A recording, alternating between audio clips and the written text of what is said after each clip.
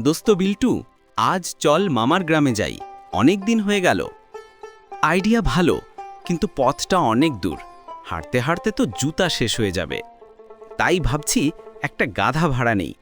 দারুণ, চল গাধা খুঁজি।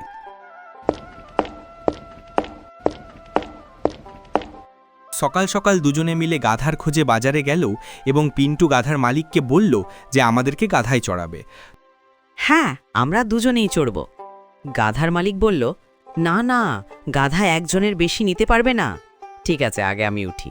বাহ, আমি রোদে হাঁটব আর তুই রাজা হয়ে চড়বি। আচ্ছা আচ্ছা, তুইও উঠে যা, দেখি কি হয়। দুজনেই উঠে বসে গাধা চেঁচায় ইয়া ইয়া। আরে বাপরে, লোকজন জড়ো হয়ে যাচ্ছে। সবাই হাসছে। বুড়োটা দেখ, বলছে গাধার ওপরে দুই গাধা।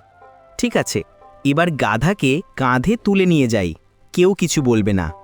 গাধা ছটফট করছে। ওরে, গাধা পালালো। আজ বুঝলাম গাধা বুদ্ধি দেখাতে গেলে শেষে মানুষই গাধা হয়। একদম ঠিক বলেছিস দোস্ত। আপনাদের যদি ভিডিওটা ভালো লেগে থাকে তাহলে সাবস্ক্রাইব করতে কিন্তু ভুলো না, আর যাওয়ার সময় লাইক, শেয়ার, কমেন্টটা করে যেও।